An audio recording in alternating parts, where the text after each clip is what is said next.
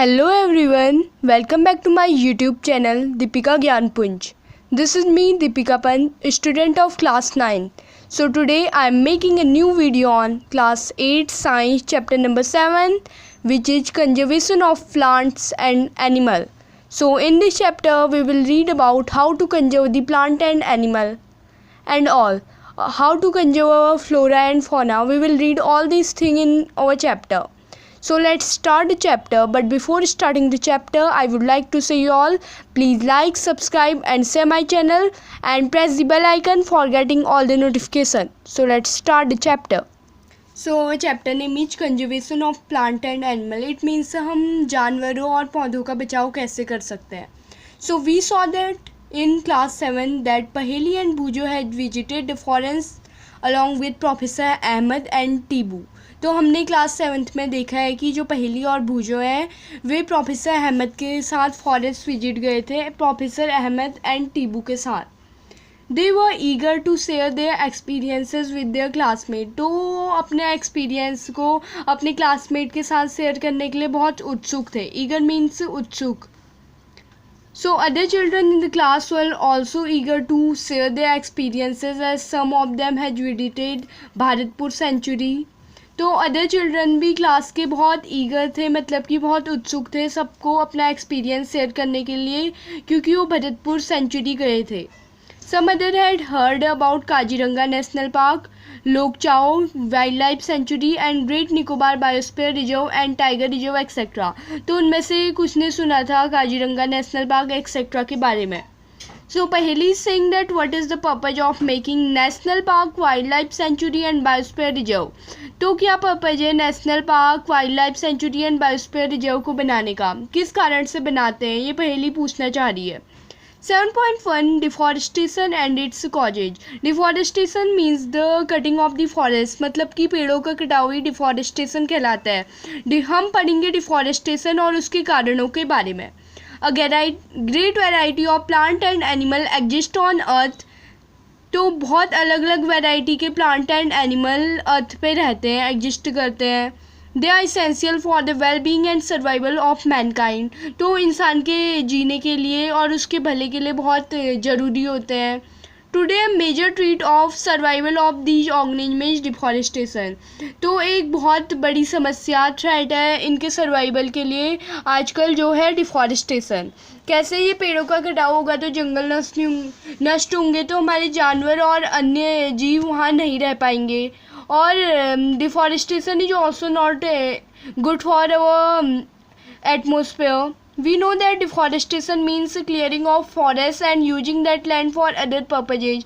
तो जैसा कि हम सब जानते हैं डिफॉरेस्टेशन पेड़ों का कटाव मतलब होता है जो फॉरेस्ट है उनको साफ कर देना और उनको किसी और पर्पज के लिए यूज करना. Trees in the forest are cut some of the purposes mentioned below. तो ट्रीज क्यों काटे जाते हैं फॉरेस्ट में, इसके कुछ कारक नीचे दिए गए हैं. Number first, procuring land for cultivation. तो कल्टीवेशन यानी कि खेती बाड़ी के लिए जो लैंड है उसको यूज करते हैं हम, इसीलिए हम पेड़ों को काटते हैं और उस लैंड को हम खेती बाड़ी के लिए यूज करते हैं. Building houses and factory. उसी लैंड में हम फैक्ट्री एंड हाउसेस बोलते हैं पेड़ काट के.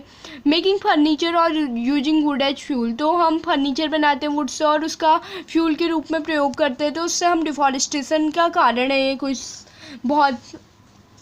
सम natural causes of deforestation and forest fire are severe drought. तो अगर हमारे कुछ नेचुरल कॉजेज है डिफॉरेस्टेशन के और फॉरेस्ट फायर के, इनसे सूखा भी पड़ सकता है.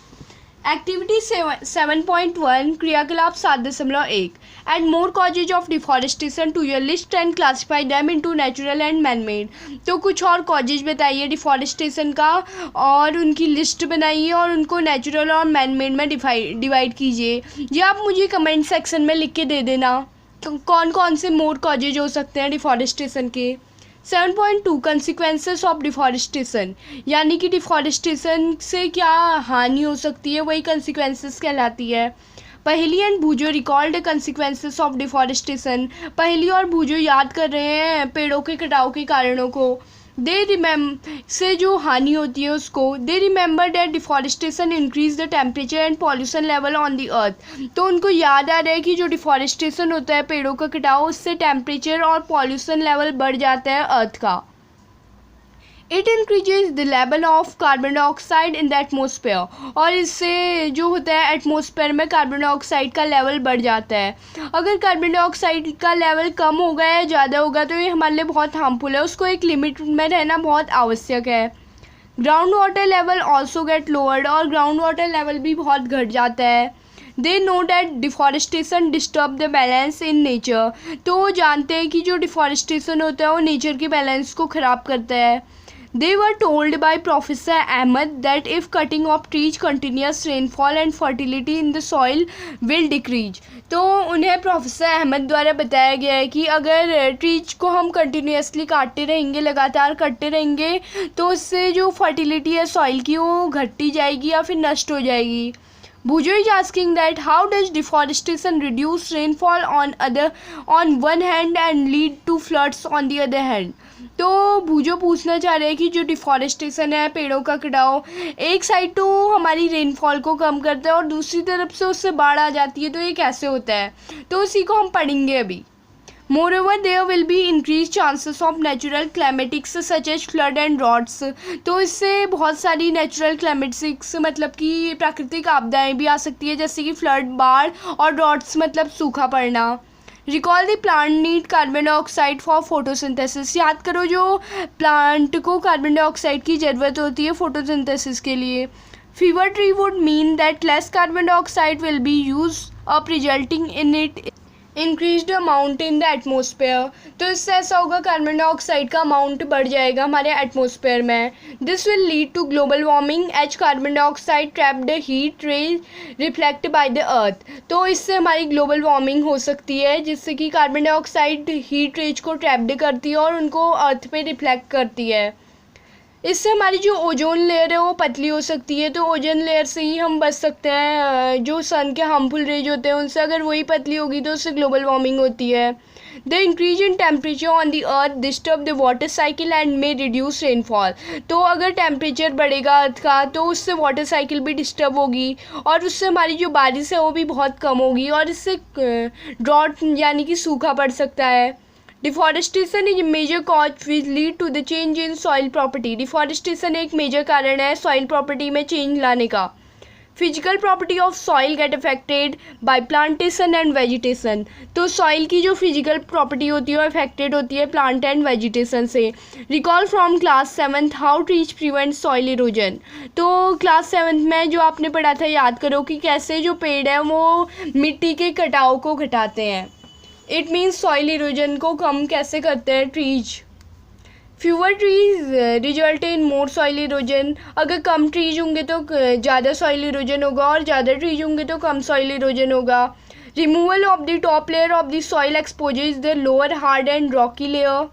तो अगर हमारी टॉप लेयर हट जाएगी तो नीचे की लेयर आ जाएगी मिट्टी की, जिसमें बहुत सारे पत्थर होते हैं और वो बहुत रॉकी लेयर होती है। जो सबसे डाउन वाली लेयर के बारे में आपने पढ़ा है, जैसे कि सॉइल की लेयर्स के बारे में पढ़ा है, तो सबसे डाउन की जो लेयर होती है उसमें बहुत सारे पत्थर या फिर बहुत सारी रॉक्स प्रेजेंट होती है, तो ऊपर आ जाएगी। This soil has less humus and it is less fertile. आपने ये भी पढ़ा है कि जो रॉकी लेयर वाली सॉइल होती है सबसे नीचे वाली, वो उसमें बहुत कम ह्यूमस भी होती है और बहुत कम उपजाऊ भी होती है। Gradually the fertile land get converted into desert, it is called desertification.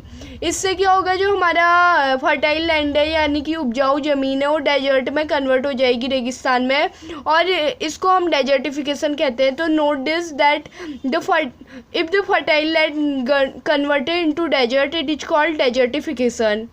Deforestation also lead to a decrease in the water holding capacity of soil.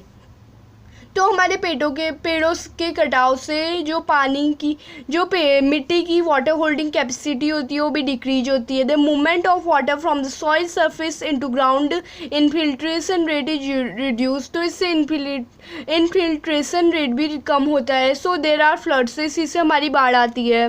The other property of soil like nutrient content texture etcetera also change because of deforestation. और भी बहुत सारी property मिट्टी की deforestation के कारण change होती है।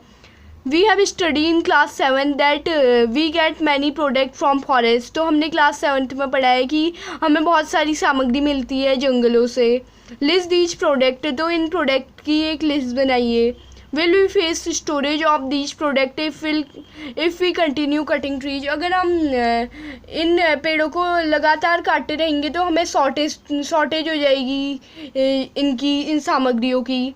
एक्टिविटी 7.2 क्रियाकलाप 7.2 animal life is also affected by deforestation. तो डिफॉरेस्टेशन के कारण जो एनिमल की लाइफ होती है वो भी अफेक्टेड होती है। कैसे?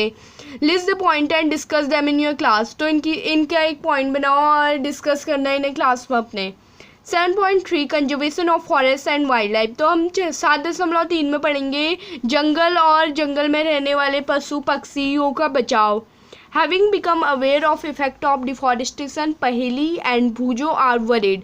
तो जैसे कि डिफॉरेस्टेशन के इफ़ेक्ट से अवेयर होते हुए पहेली और भूजो चिंता में हैं। They go to professor Ahmad and ask him how forest and wild life can be saved. तो वो प्रोफेसर अहमद के पास जाते हैं और उनसे पूछते हैं कि कैसे फॉरेस्ट एंड वाइल्ड लाइफ को बचाया जा सकता है।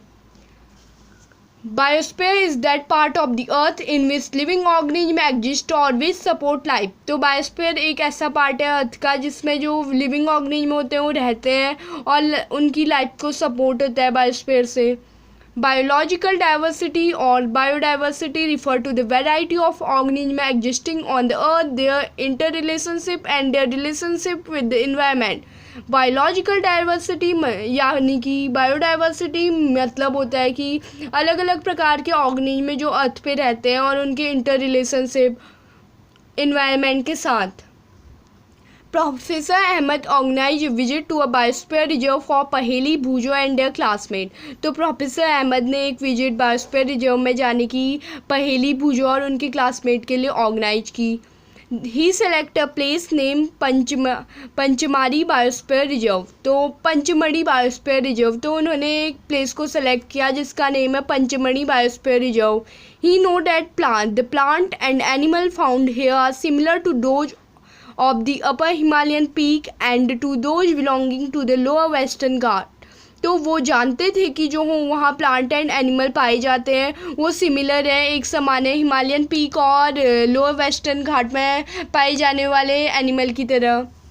Professor Ahmad believe that biodiversity found here is unique. Professor Ahmad believe करते थे कि जो बायोडाइवर्सिटी हम वहाँ प्राप्त करते हैं पंचमढ़ी बायोस्फीयर रिजर्व में वो यूनिक है।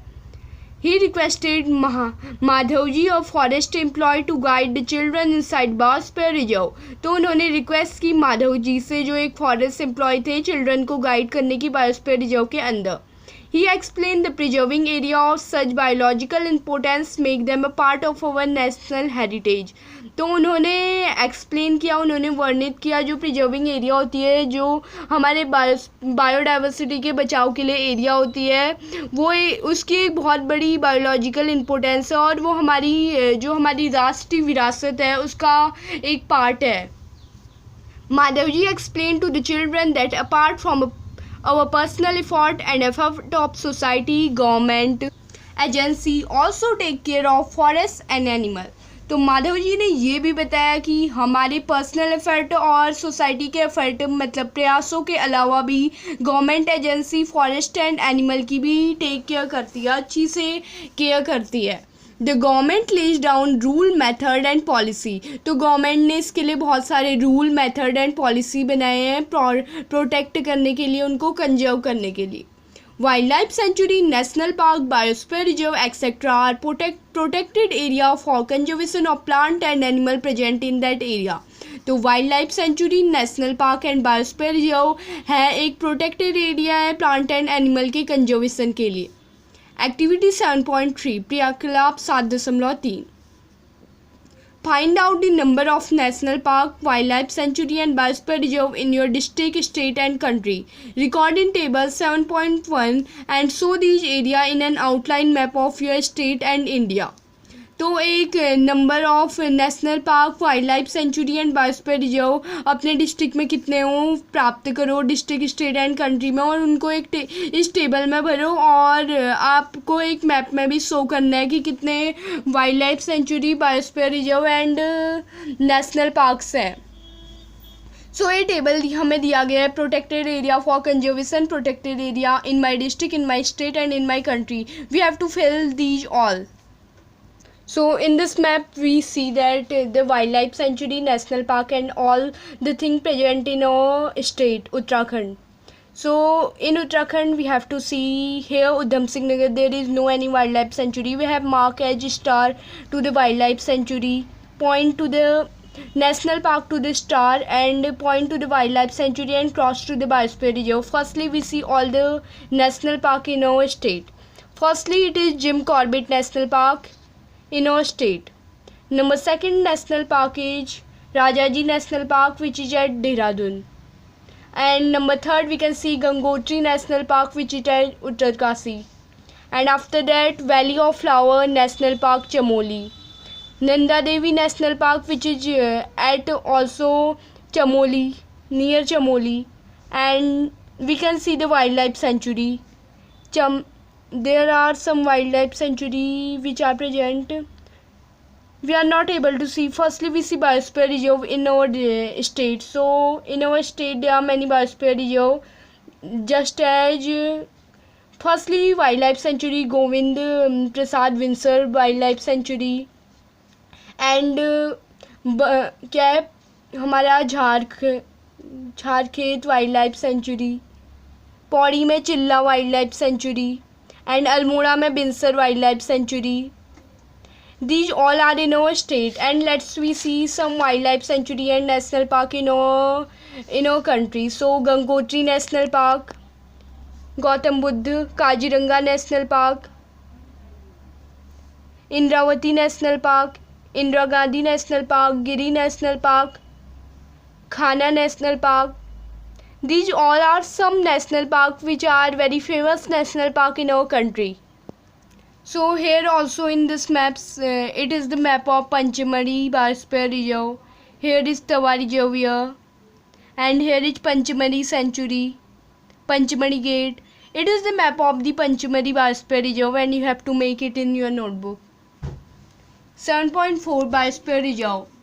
So children along with Professor Ahmed and Madhavji enter the Biosphere Reserve area. तो चिल्ड्रन प्रोफेसर अहमद के साथ और माधव जी के साथ बायोस्फीयर रिजर्व एरिया में एंटर करते हैं. Madhav ji explain that biosphere reserve are the area meant for conservation of biodiversity. तो माधव जी एक्सप्लेन करते हैं कि जो बायोस्फीयर रिजर्व है वो एक एरिया है बायोडाइवर्सिटी को कंजर्व करने के लिए. As you are aware that biodiversity is the variety of plant and animal and microorganisms generally found in an area.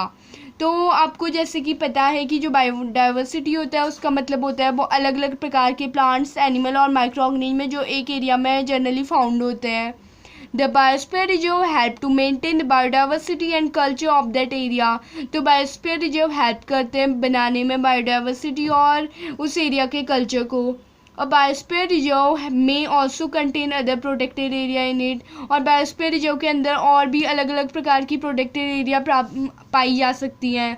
The Pachmarhi biosphere reserve consist of one national park name as Satpura, 2 wild life sanctuary name as Bori and Pachmarhi. Figure 7.1.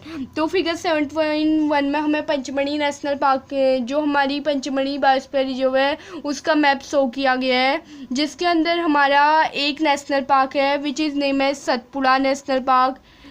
And number second हमारे इसके अंदर 2 wild life sanctuary भी है, बोरा and Pachmarhi नाम से. So it is Pachmarhi and it is Bori. So these are 2 wild life sanctuary under the Pachmarhi biosphere reserve. Activity 7.1 क्रियाकलाप 4.4. List the factor disturbing the biodiversity in your area. तो a factor मतलब कि कारण को लिस्ट करो जो आपके एरिया में बायोडाइवर्सिटी को डिस्टर्ब कर रहे हैं। Some of these factor human activity में डिस्टर्ब द बायोडाइवर्सिटी अननोइंगली। तो यही कुछ फैक्टर है। Human activity are some factor which are disturbing the biodiversity in your area. How can these be checked? तो इनको हम कैसे चेक कर सकते हैं? Discuss in your class and write a brief report in your notebook. तो अपनी class में डिस्कस करो और इसकी एक रिपोर्ट बनाओ अपनी नोटबुक में।